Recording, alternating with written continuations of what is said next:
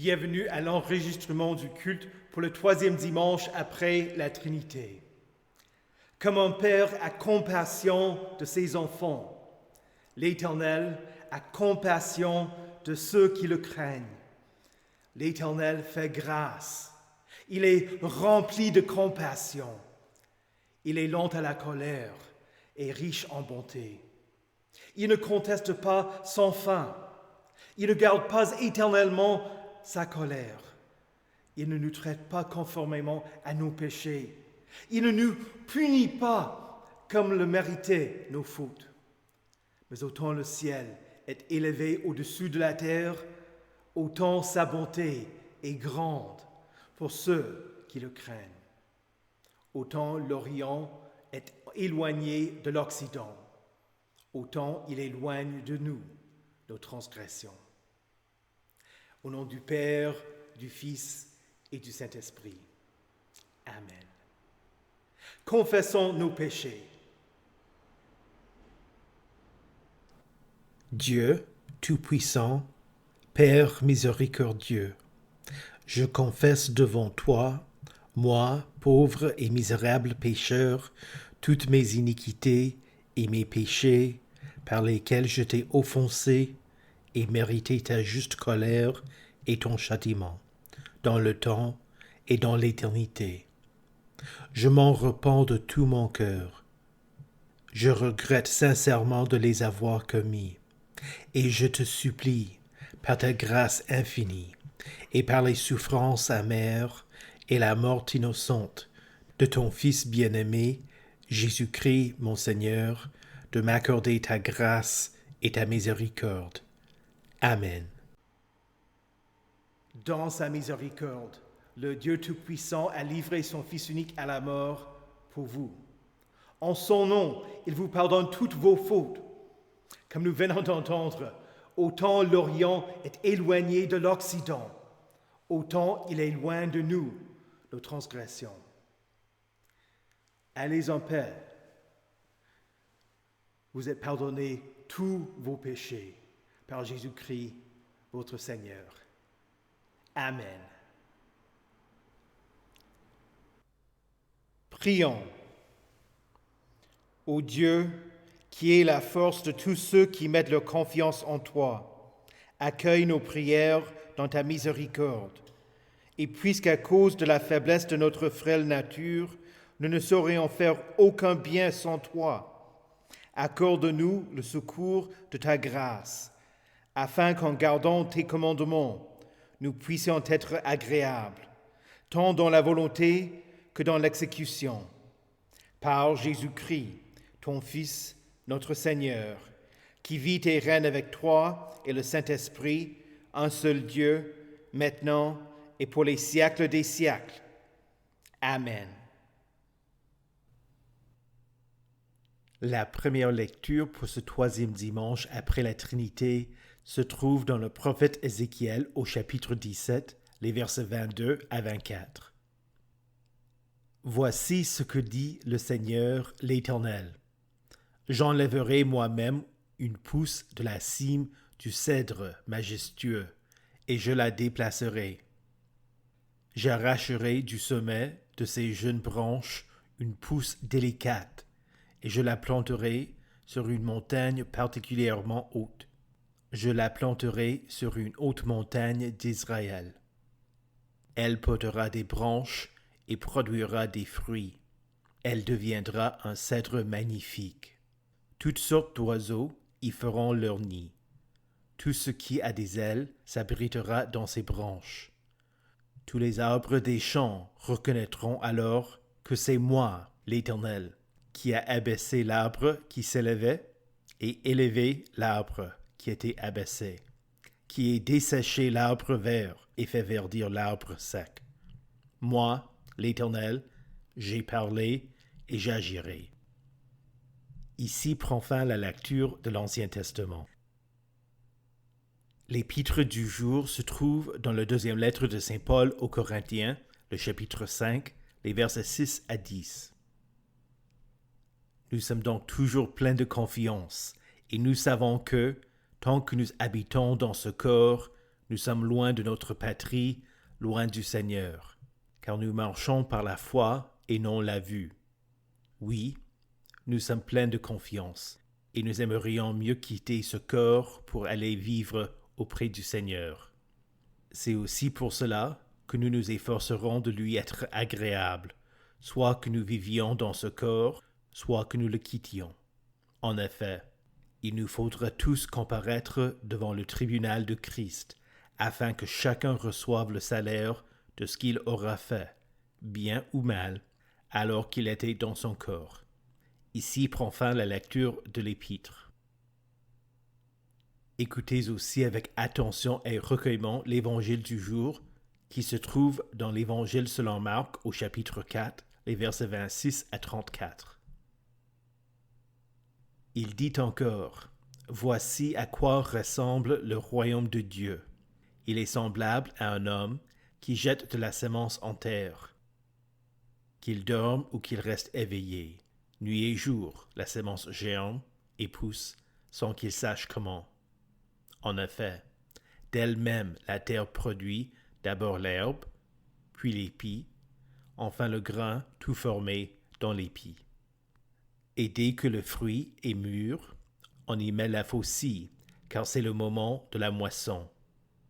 Il dit encore, « À quoi comparerons-nous le royaume de Dieu, ou par quelle parabole le représenterons-nous? Il est comme une graine de moutarde. Lorsqu'on la sème en terre, c'est la plus petite de toutes les semences qui sont sur la terre.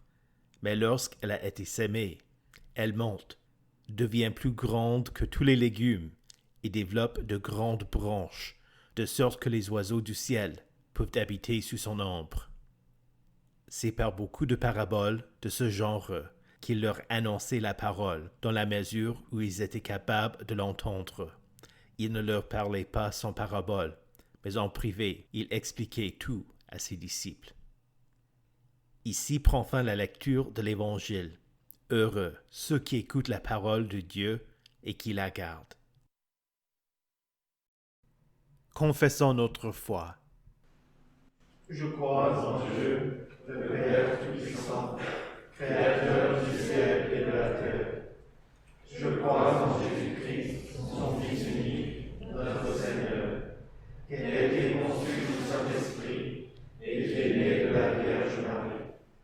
Il a souffert sous Ponce Pilate, il a été crucifié, il est mort, il a été enseveli, il est descendu aux enfers, le troisième jour, il est ressuscité des morts, il est monté au ciel, il siège à la droite de Dieu, le Père Tout-Puissant, et il viendra de là pour juger les vivants et les morts. Je crois au Saint-Esprit, la Sainte Église universelle, la communion des saints, la rémission des péchés, la résurrection de la chair et la vie éternelle. Amen.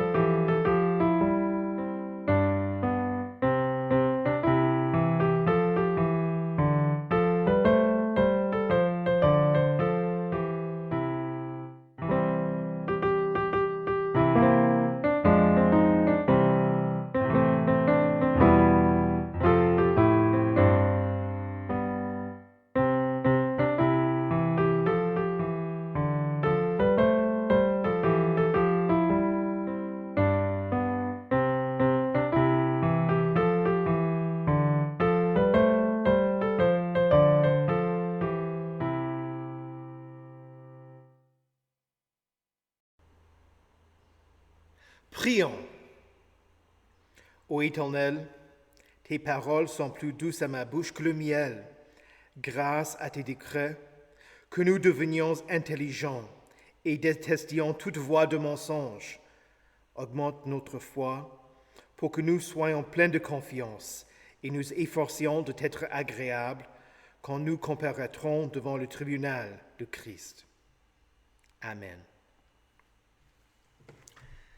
Saint de Dieu, précieux et bien-aimé, que la grâce et la paix vous soient données, de la part de Dieu notre Père et du Seigneur Jésus-Christ. Amen.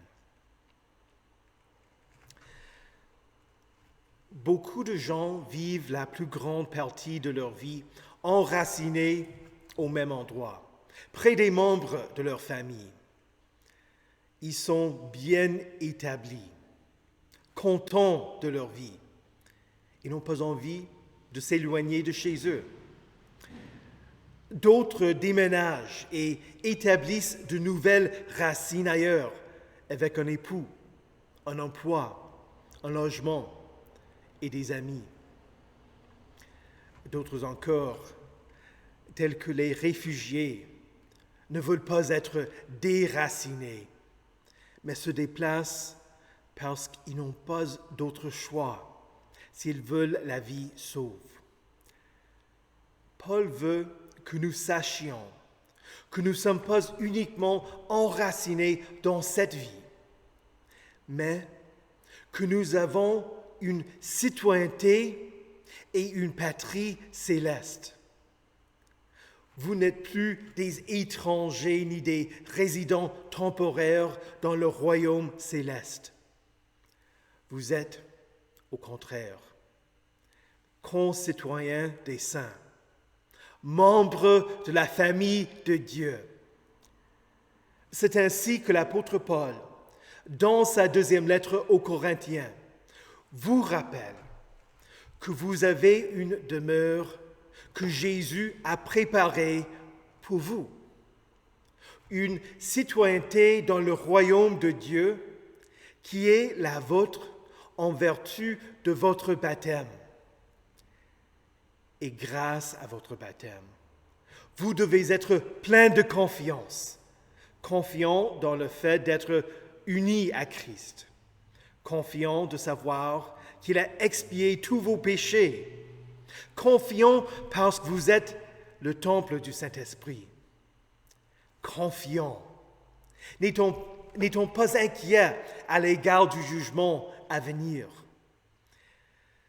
S'il s'agissait d'avoir confiance en vous-même, vous auriez raison d'être inquiet.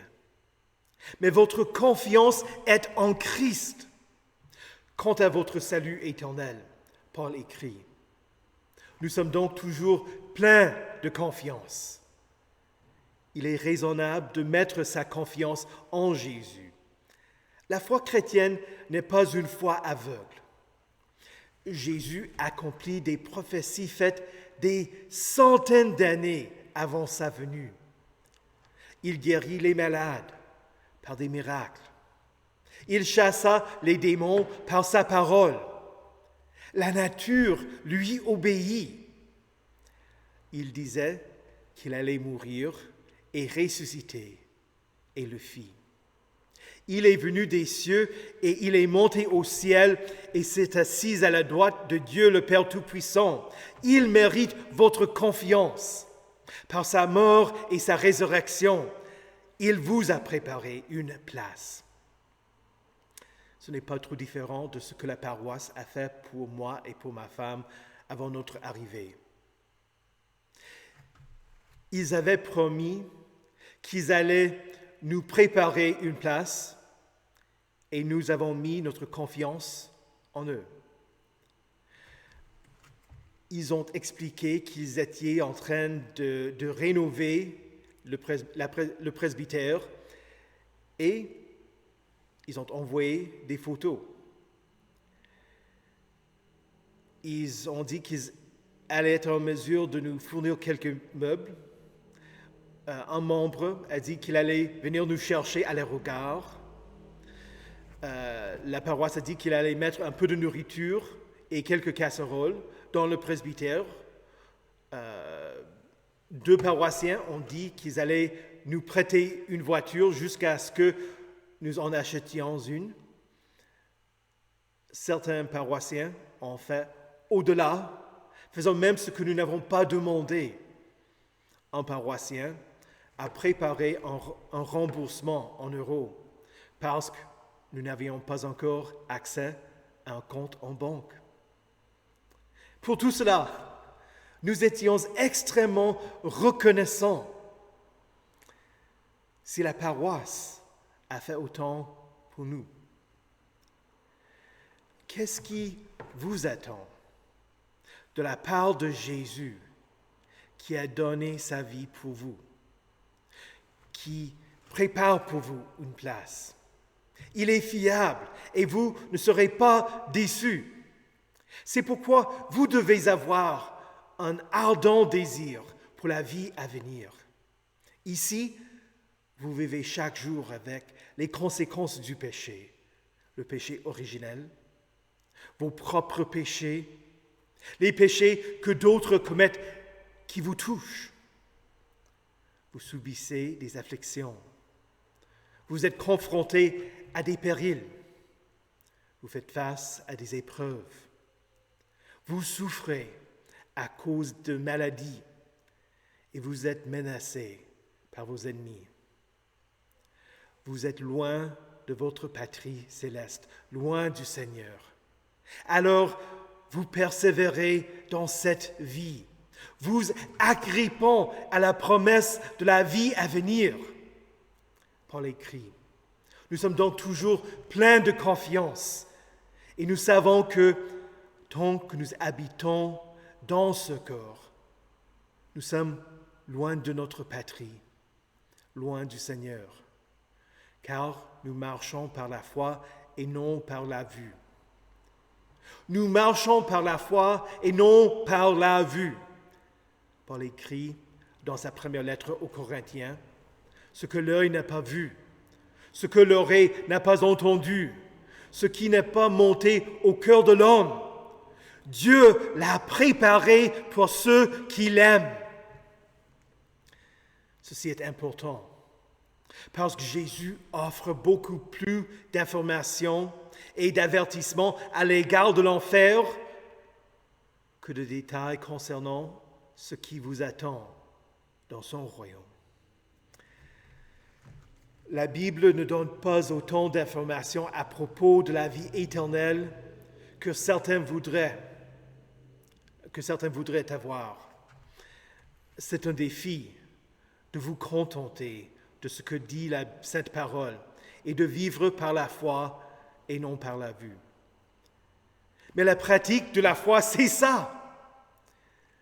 Dans la lettre aux Hébreux, au chapitre 11, nous lisons que c'est par la foi qu'Abraham est venu s'installer dans le pays promis comme dans un pays étranger. Il y a habité sous des tentes, ainsi qu'Isaac et Jacob, les co-héritiers de la même promesse, car il attendait la cité qui a de solides fondations, celle dont Dieu est l'architecte et le constructeur. Lui aussi, il mettait sa confiance en la promesse de la nouvelle Jérusalem. Je vous encourage à lire la totalité de ce chapitre parce qu'il y a là une liste de personnes qui vivaient par la foi. Ils vous servent d'exemple. Vous ne vivez pas par la vue. Vous n'avez pas toutes les choses promises par Dieu. Vous les attendez toujours. Mais ayez confiance dans le fait que Dieu est fidèle et que la vie à venir sera meilleure que celle-ci. Et on dit beaucoup à propos de notre confiance et la promesse de la vie à venir. Il faut reconnaître que beaucoup de gens font face à une lutte interne quand ils s'approchent de la fin de leur vie. Certains se demandent pourquoi ils ne sont pas déjà morts. Tandis que d'autres veulent ardemment prolonger cette vie. Je me souviens d'une paroissienne qui se réjouissait de la promesse de la vie à venir. Comme le disait saint Paul vers la fin de sa vie, « J'ai le désir de m'en aller et d'être avec Christ, ce qui est de beaucoup le meilleur. » Après avoir subi un AVC, elle a demandé pourquoi elle n'est pas morte. Elle voyait le chemin devant elle comme étant long et difficile. Pour elle, ce n'était pas un péché d'avoir voulu entrer dans son repos éternel. Et pourtant, elle a survécu et a été reconnaissante pour cela malgré tout. Je connais une autre paroissienne qui a eu un cancer. Elle ne voulait pas mourir. Elle était assez jeune. Elle ne voulait pas manquer des événements importants de la vie de ses enfants. Elle ne voulait pas être éloignée des membres de sa famille, qui lui étaient précieux. Elle avait le désir d'être guérie et était prête à subir des traitements douloureux dans l'espoir de prolonger sa vie. De même que ce n'était pas non plus un péché pour la première paroissienne d'avoir voulu entrer dans son repos, ce n'était pas non plus un péché pour la deuxième paroissienne de vouloir continuer à vivre ici-bas. Cette vie et tout ce que vous recevez au cours de cette vie sont des dons de Dieu que vous ne devez pas rejeter. Et puisque vous vivez par la foi, ayant confiance en Dieu, vous vous efforcez de lui être agréable. Cela ne veut pas dire que vous ne commettez pas de péché, mais vous luttez contre vos désirs, vous résistez aux tentations, vous regrettez ce que vous avez fait de mal et vous avez envie de le corriger. Vous confessez vos péchés et demandez pardon à ceux que vous avez offensés. Vous vous repentez.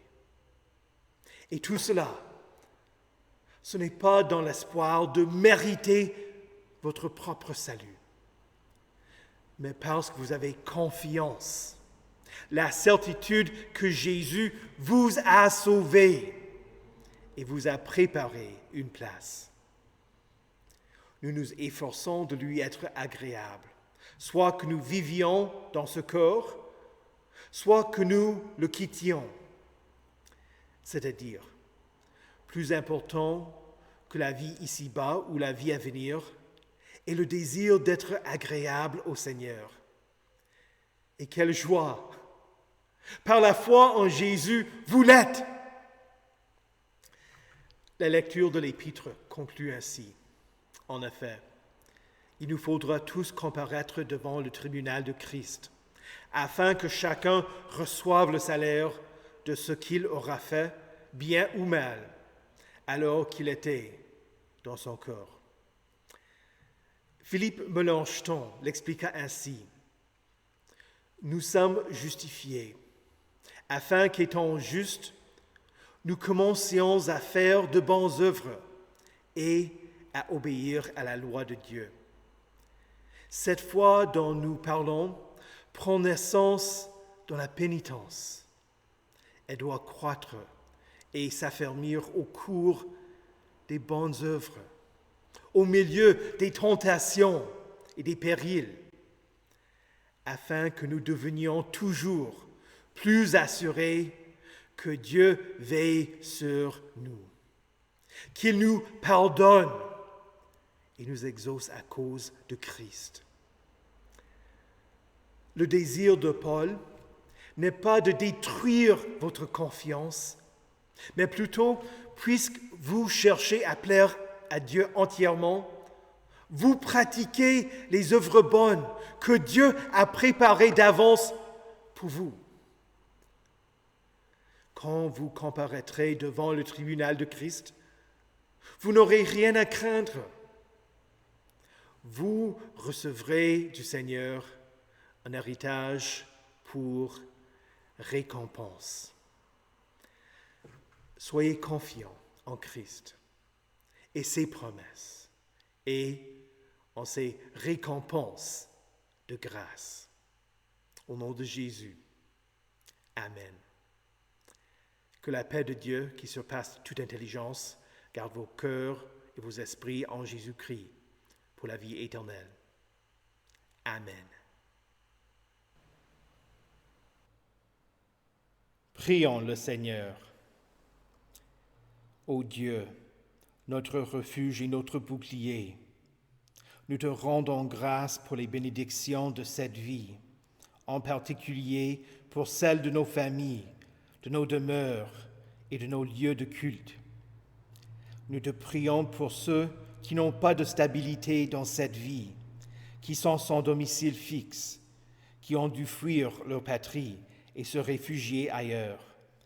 Viens leur en aide et fais de nous un peuple accueillant et généreux.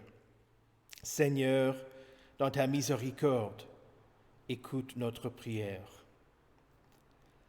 Ô Père éternel, le Père de notre Seigneur Jésus-Christ, en lui, nous avons la nouvelle naissance et sommes devenus tes enfants bien-aimés. Ce n'est pas par nos propres pères que nous devons te comprendre comme étant notre Père, mais c'est plutôt que nos pères sont censés être un reflet de toi. Nous te demandons humblement de bénir ceux qui sont pères, pour qu'ils soient un exemple de justice et d'amour pour leurs enfants. Nous sommes reconnaissants pour les hommes qui acceptent d'être le père de ceux qui n'en ont pas, en particulier pour l'exemple de Joseph qui soigna et protégea ton propre fils bien-aimé. Que nous te rendions grâce pour nos pères et pour la bénédiction qu'ils sont pour nous. Seigneur, dans ta miséricorde, écoute notre prière. Ô Dieu Tout-Puissant, tu es la source de toute autorité. Nous te sommes reconnaissants pour ceux qui travaillent au sein du gouvernement. En particulier, nous te rendons grâce pour les représentants élus qui ont servi et qui servent avec assiduité. Nous prions pour ceux qui se présentent comme candidats dans les élections régionales. Accorde aux électeurs le désir d'exprimer leur volonté et la sagesse de voter pour ceux qui agiront avec justice. Seigneur, dans ta miséricorde, écoute notre prière. Ô Éternel, le chef suprême de l'Église, nous te prions pour tous les paroissiens de notre synode qui vivent loin d'une paroisse et ne peuvent pas assister fréquemment au culte. Soutiens nos jeunes dans la foi quand ils s'éloignent d'une paroisse pour étudier. Garde dans la foi les paroissiens de la paroisse de Praille et au Poitou et fournis les moyens pour qu'ils aient un pasteur. Soutiens toute l'activité missionnaire de notre synode et aide-nous à être fidèles pour faire avancer ton règne par la semence de ta sainte parole. Seigneur, dans ta miséricorde, écoute notre prière. Ô Dieu, notre Créateur, tu as envoyé Jésus-Christ qui est parti des cieux pour vivre parmi nous, afin que nous vivions avec toi. Soutiens la foi de ceux qui aimeraient mieux quitter ce corps pour aller vivre auprès de toi, pour qui la vie est une épreuve.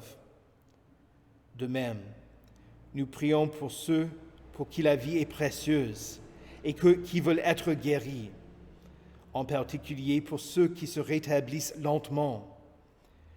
Nous te les confions, demandant que tu les entoures de gens compétents qui peuvent les aider à retrouver leur force, sachant toutefois que tu sais mieux que nous comment mieux leur venir en aide. Seigneur, dans ta miséricorde, écoute notre prière. Exauce-nous selon ta bonté et enseigne-nous à prier. Notre Père qui es aux cieux, que ton nom soit sanctifié, que ton règne vienne, que ta volonté soit faite sur la terre comme au ciel. Donne-nous aujourd'hui notre pain de ce jour. Pardonne-nous nos offenses, comme nous pardonnons aussi à ceux qui nous ont offensés. Et ne nous laisse pas entrer en tentation, mais délivre-nous du mal, car c'est à toi qu'appartiennent le règne, la puissance et la gloire, au siècle des siècles. Amen. Recevez la bénédiction de l'Éternel. Que le Seigneur vous bénisse et vous garde. Que le Seigneur fasse luire sa face sur vous et qu'il vous accorde sa grâce. Que le Seigneur tourne son visage vers vous et vous donne sa paix. Amen.